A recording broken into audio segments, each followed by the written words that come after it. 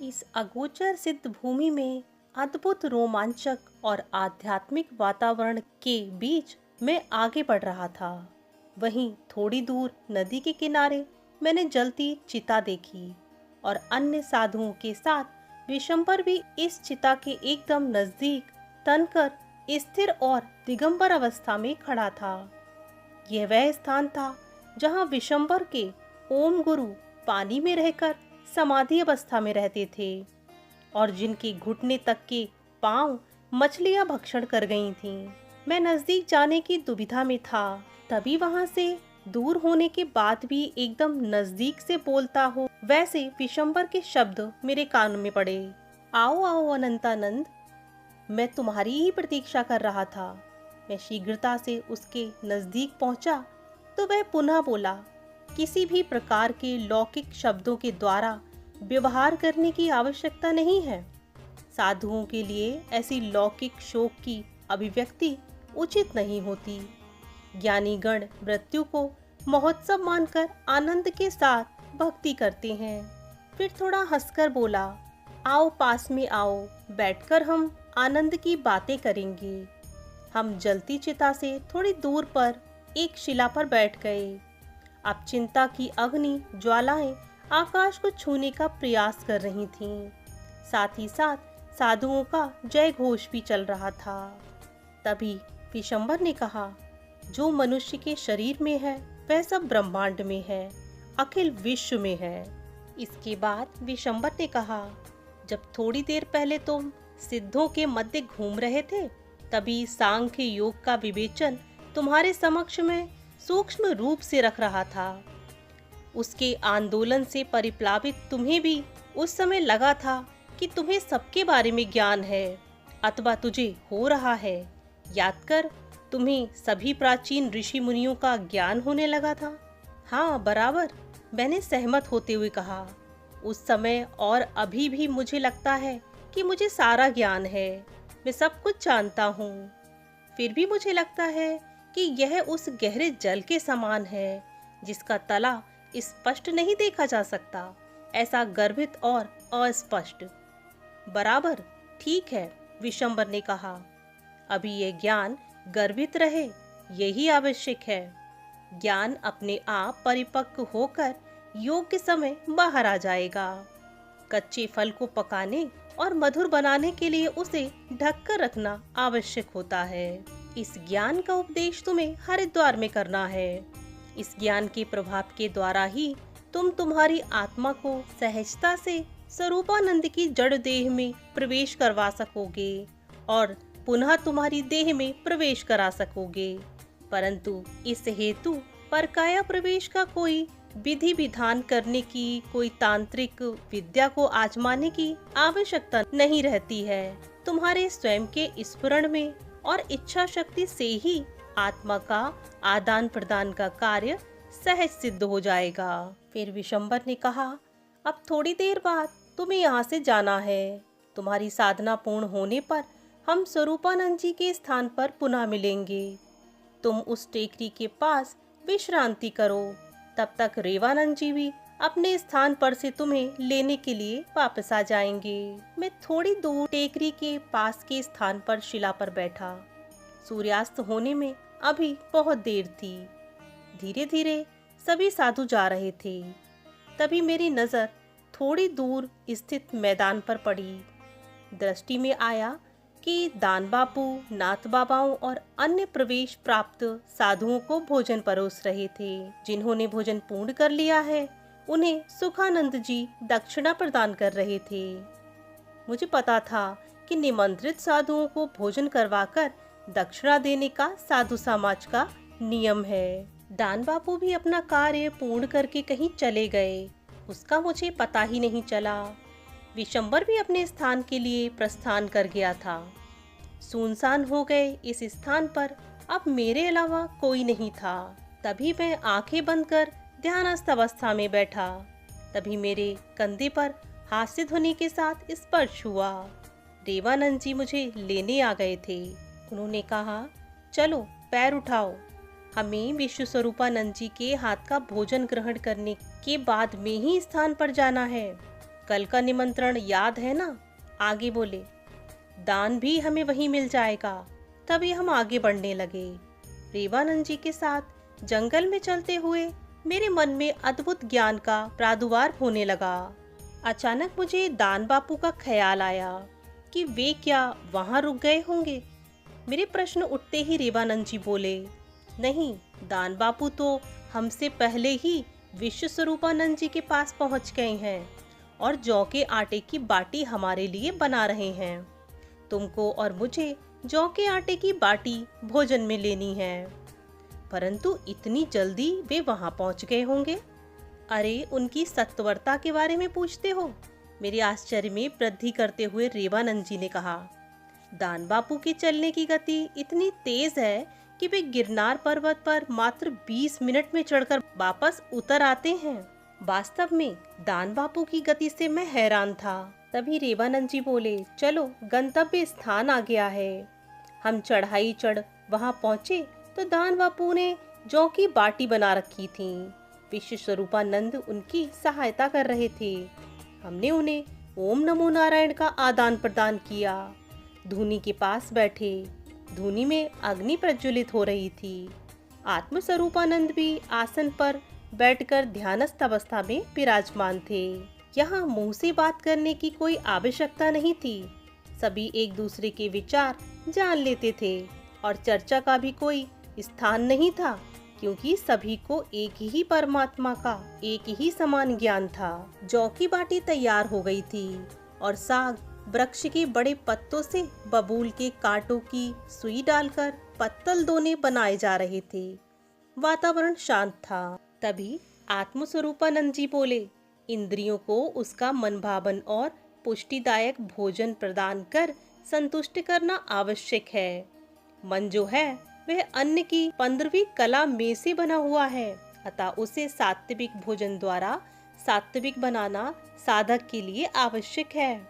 भोजन समाप्त होते ही ओम नमो नारायण आदान प्रदान करके जाने के लिए खड़े हुए। इस बार दान बापू भी साथ होंगे, ऐसा मैं विचार कर रहा था। तभी दान बापू बोले, आप सब अपनी सुविधा के अनुसार धीरे धीरे प्रस्थान करो। मैं तीव्रता से आगे जाकर गाय माताओं की देखभाल कर लेता हूँ, जो नितांत आवश्यक है। शास्त्री जी काम से ऊबकर मुझे गालियां दे रहे होंगे। इतना कहकर वे हंसने लगे। दान बापू पहले ही निकल चुके थे। हम भी धीमे धीमे चलते सूर्यास्त से पहले गंतव्य स्थान पर पहुंच गए। गायत्री माता के दर्शन कर शमशान के पास से होकर निज स्थान पर आ पहुंचे। दान बापू और शास्त्री जी हमारी प्रतीक्षा में खड़े थे। शास्त्री जी की ओर देखकर जय स्वामी नारायण बोले तो प्रत्युत्तर में वे बोले, अच्छा हुआ आपने दान महाराज को पहले ही भेज दिया। इन गायों की देखभाल से मैं बच गया। अतः ये भी अच्छा हुआ कि आप लोगों के लिए भोजन भी नहीं बनाना पड़ा। बनाना होता तो दान महाराज आ गए हैं, अतः यह सब वे बेगार करेंगे। और फिर वे चलते बने। दान बापू ने कॉफी बनाई। वह रसोई घर में ही बैठकर हमने पी। उठते उठते रेवानंद जी बोले, कल से गायत्री जाप पूर्ण करने के बाद साधना स्थल पर ध्यान में बैठ जाना है, वह भी सूर्यास्त तक। मैंने तुमको साधना के मध्य होते अनुभवों के विषय में एक ग्रंथ चित्ती शक्ति पढ़ने हेतु दिया ही है। वह तुम रात्रि 11 बजे तक पढ़ लेना और उसमें लिखे अनुसार ये सब अनुभव तुम्हें साधना के बीच होते रहेंगे, अतः तुम्हें कोई उलझन नहीं होगी। फिर रेवानंद जी वहां से चले गए। मुझे माधवानंद जी के कमरे में ही सोना है। रेवानंद जी का सानिध्य तो मिलता ही है, मनोमन में मैं आनंद का अनुभव कर रहा हूँ। रात्रि 11 बजे तक मैंने साधना के मध्य होने वाले अनुभव की पुस्तक का पठन किया। इसके बाद मुझे कब नींद आ गई मुझे पता ही नहीं चला। अगली सुबह साधना काल में मुझे समझ आ रहा था कि जगत में यदि परमात्मा का वास न होता तो इसमें रहना किसे अच्छा लगेगा। जगत में यदि कुछ रुचिकर सुखमय हो तो वह परमात्मा के कारण ही है। परमात्मा का जो आनंद सर्व पदार्थों में रस और रूप में प्रतिबिंबित होता है, उसे हम संसार के सभी कार्य, सर्वभोग्य पदार्थ में अपनी अल्प तृप्ति का आनंद अनुभव कर सकते हैं। ब्रह्म मुहूर्त से पहले जागकर मैं अनुभव, श्रवण और वाचन द्वारा प्राप्त ज्ञान का मनन कर रहा था। रेवानंद जी के दिए हुए ग्रंथ भी मैंने पढ़ लिए थे। ध्यान के समय मुझे कभी कभी सरयू दास जी के भी दर्शन होते थे। उनके दर्शन करके मैं प्रेममय हो जाता था। साधना के समय मुझे अनुभव हुआ कि मेरी अंतरंग क्रिया शक्ति के प्रवेश होने के बाद पहले तो मुझ में जड़ता, निद्रा, आलस्य आदि होने लगा। कई बार मुझे ध्यान में गहरी निद्रा का अनुभव होता। मैंने इस विषय में रेवानंद जी को बताया तो वे उत्तर में बोले, तुम्हें ऐसे विषय में शंका नहीं करना चाहिए, साधना ठीक हो रही है, यह इसका सूचक है। रेवानंद जी ने मेरे लिए जो निश्चित साधना स्थल बनवाया था, उस निश्चित स्थान पर ही मैं साधना करता था। साधना स्थल पर चित्त की किरणें एकत्रित रहती हैं। इसके उत्तरोत्तर ध्यान लगने लगा। जागृत कुंडलिनी महाशक्ति तथा पंच प्राण की सहायता से 72,000 नाड़ियों में से गुजरकर मेरे सर्वांग में व्याप्त हो गई और इसके साथ ये शक्ति शरीर की सप्त धातुओं तथा रस रक्त के बिंदुओं में व्याप्त होकर मेरे शरीर को शुद्ध, सुगठित और सुंदर, तेजस्वी और कांति युक्त बनाती जा रही थी। मुझे अलग अलग अनुभव होने लगे। एकांत में मैं कभी कभी गाने लगता, कभी रोता तो कभी चेक डैम पर जाकर आनंद से बालक के समान आवाजें निकालता। अब मैं स्वतः विविध प्रकार के आसन और मुद्राएं मानो अपने आप ही हो रही हों ऐसे करने लगा। इसके अलावा ध्यान में भिन्न भिन्न प्रकार के प्राणायाम भी स्वतः ही होने लगे। अब संपूर्ण विश्व की साधारण या अरुचिकर वस्तुएं भी मुझे अति सुंदर, अति प्रिय लगने लगीं, मानो नए विश्व में मेरा जन्म हुआ हो। मुझमें सभी प्राणियों के प्रति करुणा छलकने लगी। और फिर तो गायत्री मंत्र को ध्यानावस्था के बाद प्राण अपान को एक करके जपने लगा। फिर देर नहीं लगी, सभी क्रियाएं अपने आप होने लगीं। साधना स्वतः होने लगी। जो अगम्य था वह केवल नाम जप से गम्य हो गया। अगोचर अदृश्य भी नाम की महिमा मात्र से सहज गोचर होने लगा। अब सच्चे अर्थ में ध्यान द्वारा मैं समर्थ बन गया था। मेरे अंतन में कलह घट गया। पुण्य की वृद्धि हो गई, पाप की वृद्धि होती रुक गई। परिणाम स्वरूप मैं संपूर्ण रूप से विषयों में से निवृत्त हो गया। अब मुझे ध्यान के समय चित्ती के अंतःकार्य अर्थात कुंडलिनी विलास की दिव्यानुभूति होने लगी। एक दिन मैं ध्यान कर रहा था, तभी मुझे इसका अनुभव हुआ कि मेरे आसन के पीछे की विशाल शिला के पास से बड़ा काला नाग निकला और मेरे चारों ओर अंटी मारकर मेरे दाहिने हाथ की मध्यमा अंगुली पर डंक मारा। तभी मेरा ध्यान टूट गया। मुझे रेवानंद जी के पास दौड़कर जाने का मन हुआ, परंतु मैं जानता था कि यह सब तो होगा ही। फिर रेवानंद जी के पास जाकर उतावले होने की आवश्यकता नहीं थी। मेरी यह उत्तम प्रकार की अनुभूति थी। छोटी सी समयावधि में मैंने कैसे लंबा पथ पार कर लिया था। दाहिने हाथ की मध्यमा उंगली में सर्पदंश होना ये सिद्ध योग की दृष्टि से मोक्ष प्राप्ति की निशानी है। एक दिन की बात है, ध्यान में मुझे निंद्रा लग गई, जिसमें एक महात्मा प्रकट हुए। उन्होंने मेरी छाती पर हाथ फेरा और मेरे मस्तक पर अपना दाहिना पैर रखा। तुरंत ही मैं इन महापुरुष को पहचान गया। वे स्वयं रामकृष्ण परमहंस जी थे। मैं ध्यान में निमग्न था। तभी मुझे विचित्र अनुभव होने लगे। अनेक आवाज और शब्द मेरे कान में सुनाई देने लगे। दूर रास्ते पर जा रहे और तेजी से वाहनों में सवार होकर जा रहे लोगों की परस्पर होती बातें मैं स्पष्ट रूप से सुन सकता था। तो दान बापू और रेवानंद जी जो बातचीत कर रहे थे, वह भी मैं स्पष्टता से सुन सकता था। मैंने इन आवाजों को दुर्लक्ष्य करके ध्यान में चित्त को केंद्रित करने का प्रयास किया, किंतु मैं निष्फल रहा। मैं अकुला उठा। थोड़ी देर बैठा रहा, तभी सामने के किनारे से रेवानंद जी को आते देखा। वे बहुत दूर थे। तभी मुझे उनकी स्पष्ट आवाज सुनाई देने लगी। चिंता करने की आवश्यकता नहीं है, तुम्हें दूर श्रवण की सिद्धि प्राप्त हो रही है, उसकी यह निशानी है। फिर आगे बोले, जब ऐसा हो तब कुछ समय ध्यान बंद करके आंखें खुली रखकर मंत्र जप करना चाहिए। अब वे मेरे पास आ चुके थे और मुझसे बोले, धैर्यपूर्वक साधना करते रहो, ऐसा तो बहुत कुछ होता रहेगा। इसके बाद वे शिवानंद सरस्वती जी की समाधि की ओर चले गए। परंतु साधना के सभी दिन केवल उल्लास पूर्वक नहीं थे।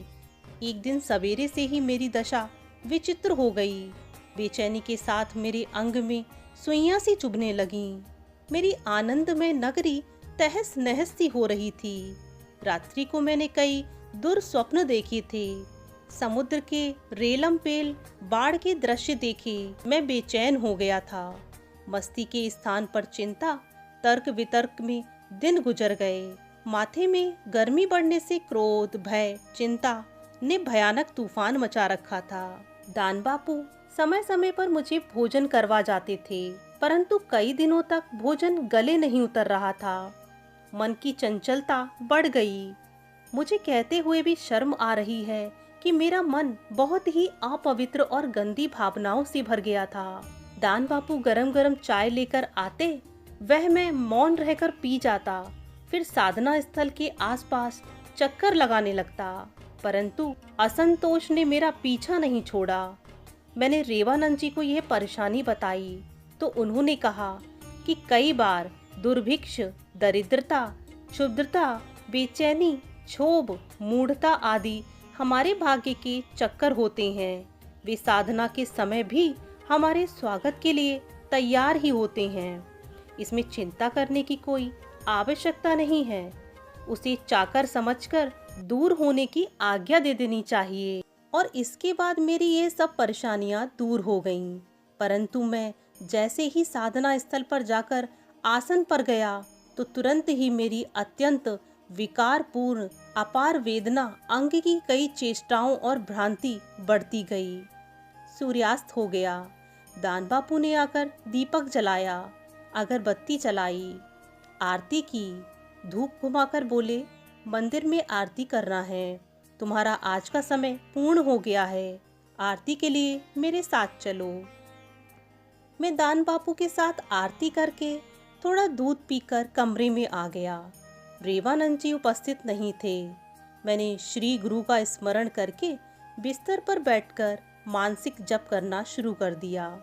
तभी कुछ देर में मेरे प्राण में विकार शुरू हो गया।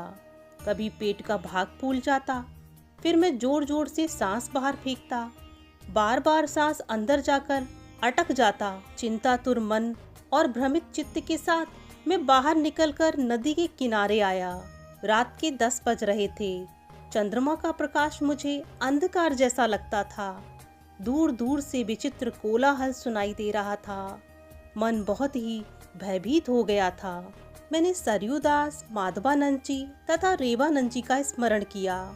दान बापू को भी आवाज देकर बुलाया तो अंतर में से मानो आवाज उठती हो, ऐसे कोई बोलता हुआ सुनाई दिया, साधना काल में ऐसा सब होगा ही, तुम भूल गए, डरे बिना सब सहज करके आगे बढ़ो। तुम्हारे अंदर महामाया कुंडलिनी जागृत हो रही है। और उसी के साथ मैं जागृत हो गया।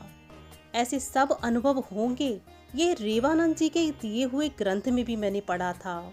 उसी के अनुसार ये सब कुछ हो रहा था। साधना काल में मुझे अनेक अनुभव हुए।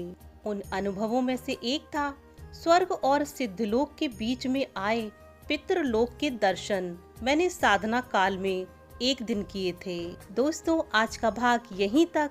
अगले भाग में हम बहुत ज्ञानवर्धक बातें जानने वाले हैं कि आखिर रावल जी ने साधना काल के दौरान पितृलोक के दर्शन किए, वहां पर उन्होंने क्या क्या देखा, उनको अपनी आगामी साधना के दौरान कौन कौन सी अनुभूतियां होने वाली हैं, वो सब भी हम जानेंगे। तो कृपया कर वीडियो को लाइक करें, चैनल यदि सब्सक्राइब नहीं किया तो सब्सक्राइब करें, वीडियो को शेयर करें। धन्यवाद।